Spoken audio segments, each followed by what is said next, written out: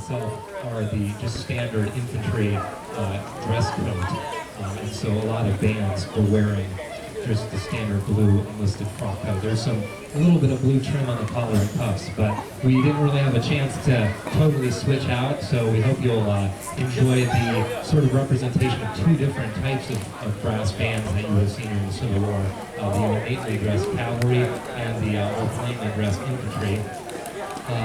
As I mentioned, our name, the 73rd, this grouping of musicians here, the 73rd Ohio Volunteer Infantry Regiment Band, portrays an actual regimental band that was with the 73rd Ohio, which was formed in Chillicothe in the fall of 1861, and it went all the way through the war till the Grand Review of the Armies in May 1865, and then they were mustered out in Kentucky in July of 1865. So they were a full war service regiment. They also had a unique situation where they were in the Army, what then became the Army of the Potomac in time for Chancellorsville at Gettysburg, and then after Gettysburg, the 11th Corps, which is what they were part of, and the 12th Corps were detached and formed into the 20th Corps and transferred to the Army of the Cumberland, which meant that then they were in the Western Theater.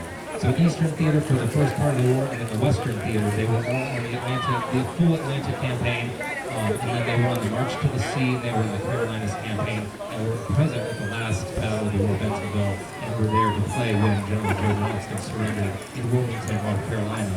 After Robert E. Lee surrendered. That was a later surrender. So this band, the band we portray, had a very storied experience with their regiment. Instruments, this is typical of what that band used and what many bands in the period that were military bands used.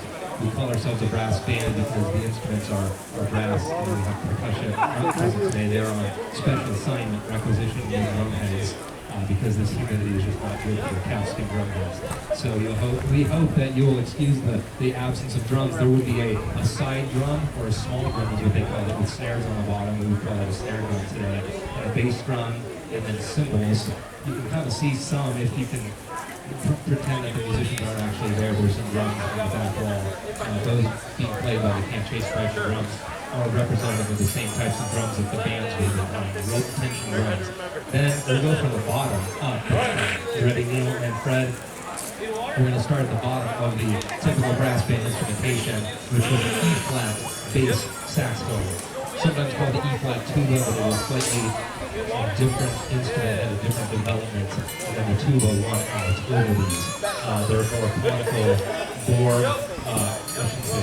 tuba was in a conical. They have a much narrower bore from the mouthpiece to the bell. You notice the bell end, which is the business end of the horn, does not have a very wide flare like a modern tuba would. And then we have two examples of the valves of the period. There was another type too, but the most common were the rotary valves, which are actuated either by top levers or side levers. That's a side action rotary valve. And then, so that's Neil, and then Fred is still holding up a Berliner piston valve tuba. And so the piston valves on the period were more of a squat, fat valve with the tubing going into it at all the same level, which meant you didn't have to push it down as far. The modern trumpets and tubas that have piston valves have something called a Perronet valve, which is a lot longer, and the tubing is put into the valve in a different way. Next up from the bottom, so they're obviously serving as the foundation for our band. We're playing the bass line, the to the pa, as it were, pa band kind of thing. That's typical 19th century composition style. If you play a piano, you'll know that a lot of piano parts, it's left hand, you play with your pinky on the low note, and you play some chords on the upper part. So they are the pinky low note on the in the band. And then what you might know of as B-flat tubas today in bands, they actually are a fourth lower than that. So we kind of decided that we needed even bigger bass instruments, and so this became what's called a bass tuba, and most tubas you play in large ensembles are called contrabass tubas, so they're even bigger than that. That's an E-flat. The next up would be your middle fingers, your thumbs on the piano part, but still left hand. We have baritone and tenor horn. The baritone and tenor horn are essentially the same length of instrument, play on more or less the same mouthpiece, but they have different tubing profiles. The baritone is a wider bore instrument and therefore has a more mellow sound and it's well suited for playing melodic material. During some of those last tunes, especially I think it was the last Rose of Summer, they had some melody in the lower voice, the baritone. So that's kind of a octave down in the solo voice, or sometimes play some counter melody. That's played by Randy. Next is the tenor horn. Like I said, this plays more of that, just the bop bop bop bop bop bop in your left hand. That's the thumb kind of playing. Tenor, usually they have two tenors. We only have one today. But the other interesting thing about the instrument that Paul was holding, that is an over-the-shoulder bell. That was common just during the time of the Civil War. It was a military configuration if the bands were out in front of their column of troops. So you wanted the bells typically to point over the shoulder so the troops could hear that. They're not so great for concertizing like what we're doing here. And so you'll see images of bands from that period that went with all bell front or bell upright instruments, so that the instrument, the sound is either going out or going up in the same direction. Randy's baritone is an upright bell baritone. And then the next up would be what you're playing with your thumb in your right hand, that middle, upper middle. These are the E-flat altos. They are playing what mostly is covered by a French horn today. I should say that the tenor horn is kind of what the trombone that you would see in bands today. They didn't take trombones into the field for military bands because they were too fragile. So the tenor horn covers what the trombone would play. But the altos, we also have a bell upright configuration, one that Tim is holding, and then a bell over-the-shoulder variety that Bill is holding. In the cavalry band, we've noticed that a lot of the original photos of cavalry bands show them with the over-the-shoulder instruments. And we just kind of surmised that that was by choice because the instrument is easier to play while you're riding a horse. You can let the bell sit on your shoulder and then you don't have to use two hands to play it. You can use one hand to play it and the other hand to hold the reins.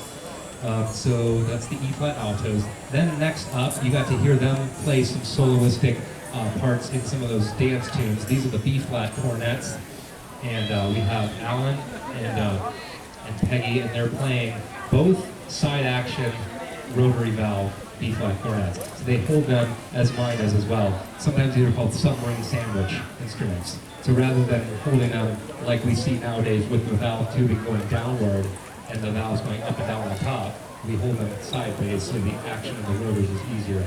And then, so they play sometimes the melody in the right hand, if you were using this, if you're still with me on this piano analogy, but sometimes they're playing a supporting harmony part to what myself and what Gavin are playing. These are the E-flat cornets. During the time of the Civil War, these were pretty much the primary melodic instrument, playing all the actual tuneful music. Stuff in the right hand up at the top. They're very small. They're an E-flat, so they're a fourth higher than the B-flat cornet, and that allows them to cut a lot easier up at the top. But they're a difficult instrument to play. So typically we trade off so that we don't have to play at the same exact time, and it just makes things sound a lot better with only one. But we'll play together when it's really loud and the full band is scored together. So that's kind of the uniforms and the instruments in a nutshell. Continue to use your imagination. That we have drums; it's very appreciated. We know that our drummers appreciate your support and solidarity. The next thing that we want to do, we're going to take you to a church. I'm sure you all repentant sinners, but just in case you aren't, we're going to play a hymn. This is Abide With Me, and this is very, very common hymn tune from the Civil War period. It exists in a lot of the surviving music we have. We're going to play a hymn tune because the bands sometimes were called to play for ad hoc church services that the chaplain would give out in the field. So here's Abide With Me.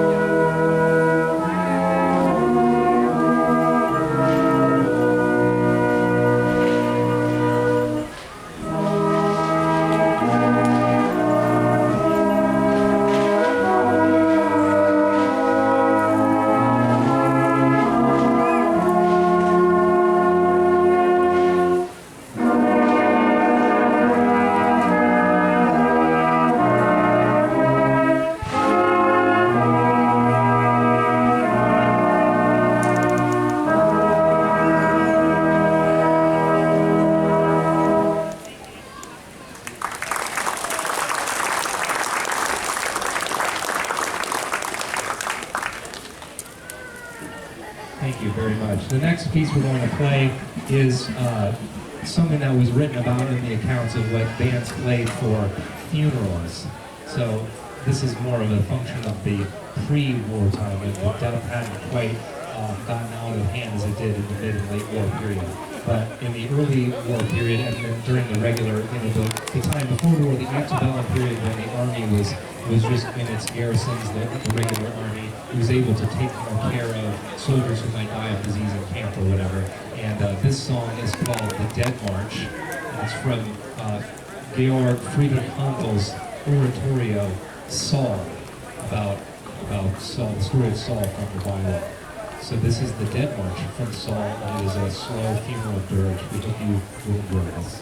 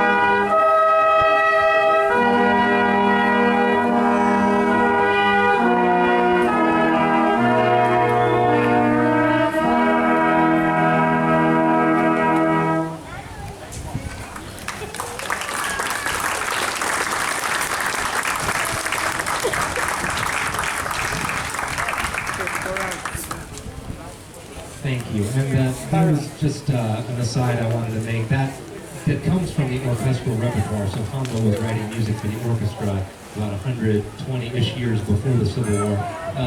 Music from the theater as an oratorio is somewhat of a dramatic type of presentation with music and singing, and there's some other stuff going on. It existed at the same time as opera, but opera really took off in the later 18th and then in the 19th century. Much of your music that the educated would have considered the popular tunes that they had to know of were from the operas of Europe. So there were a lot of music, tunes from operas that the men even knew in the rank and file. They wrote in their accounts about the band played this from Trovatore, or they played this from Lucia di Lammermoor by these Italian opera composers. Rossini was another one. So that kind of represents also some of the other orchestral music that were being transcribed for the brass bands. Next, we're going to play a little Irish set. The Irish immigrants were coming over in very large numbers after the potato blight in the 1840s. So by the Civil War period, there were a lot of first-generation Americans of Irish ancestry here, and many of them, including immigrants still coming straight off the boat, joined both sides, but largely the Union Army. So we're going to play two pieces written by sons or daughters of Erin. The first is Wearing of the Green, And then the second one is When Johnny Comes Marching Home. I'm sure we all know that one, and that was written by Patrick Sarsfield Gilmore, who was born in Ireland, and he came over and then was a very, very famous bandmaster that got us through the Civil War period and then into the early sort of modern band era. He died in 1892, and basically Sousa was waiting in the wings and took his sort of the upward projection of his career and continued on into the basically 1930s. So modern band music owes a lot first to Patrick Gilmore before Sousa, and this was one of his arrangements. He didn't write the actual piece, but it's a tune called Johnny I Heard Hallelujah, or what's it called? That's it, Johnny I Heard Hallelujah. Yeah, so that's the source material for When Johnny Comes Marching Home.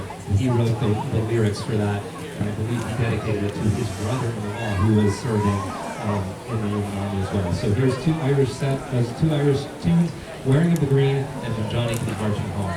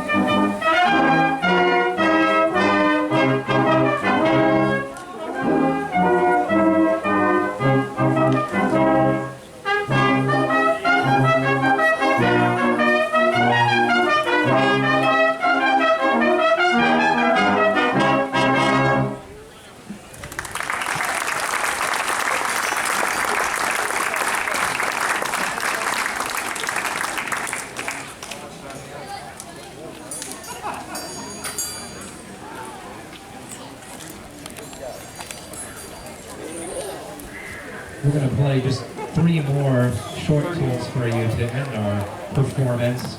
This is going to be kind of like the popular music of the day, more of the, I don't want to, just more of the commonly heard music that was widely published and sang by people of all classes, performed in the home by people of all classes, and the things that the soldier would have been able to sing from heart on the march or in camp.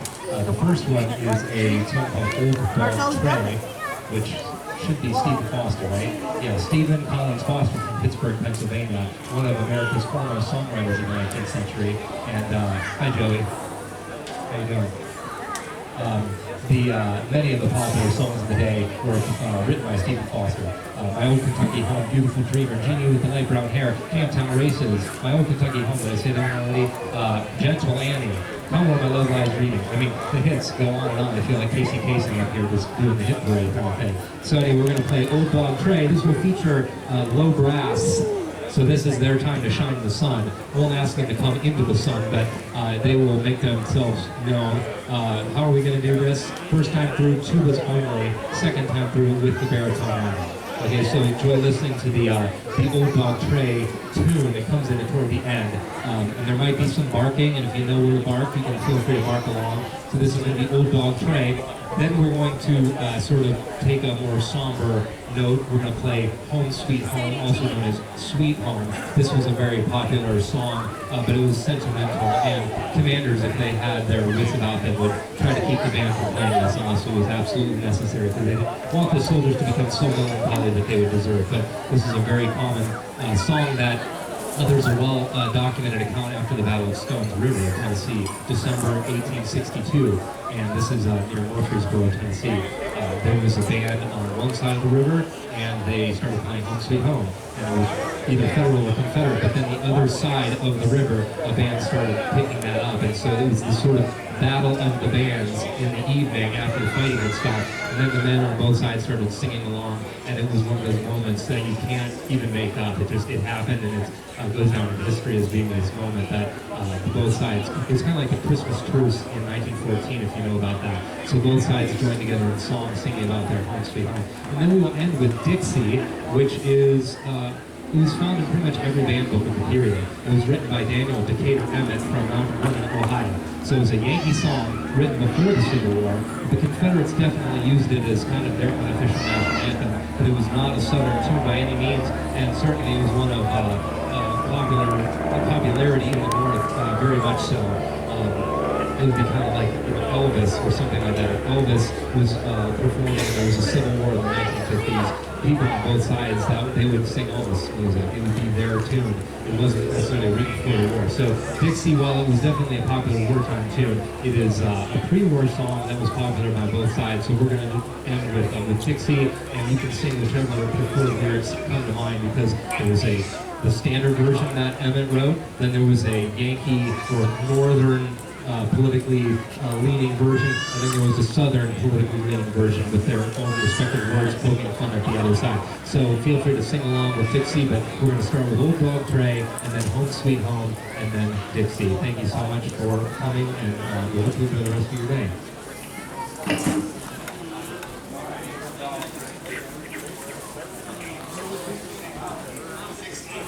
Yeah, we gotta play the Dude, damn. You're scared winner. Just play it as written. We're going over here. Play it as written.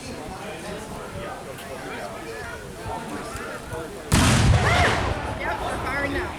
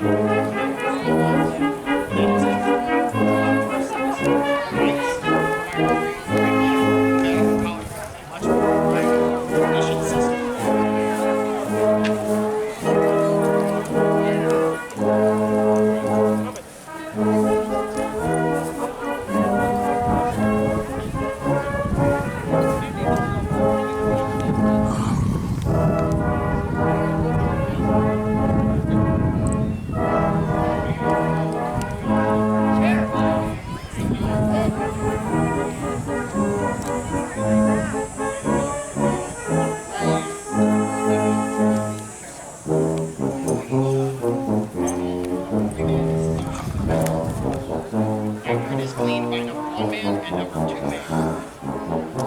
Then they call advanced around is the advanced around is round and brought back to the gutter. The gutter inspects, make sure it's what he's required. And then it advances to the muzzle and loaded down by number 1 man and his ramrod. After that, number 3 man pokes a hole in the vent of the vent pick. Number 4 man then plants in the friction fiber and they drop tight like you see here. Now everyone is ready to go. Greenfield Village, they did a thing a while back at Greenfield Village, they did some remembrance. So we're going to copy that a little bit here. I need some audience participation. The louder you are, the better it is for them to hear down there. You ready, Gunner? Give me an F. Give me an I. Give me an R. Give me an E. What's that spell? What's that spell? What's that spell? Fire!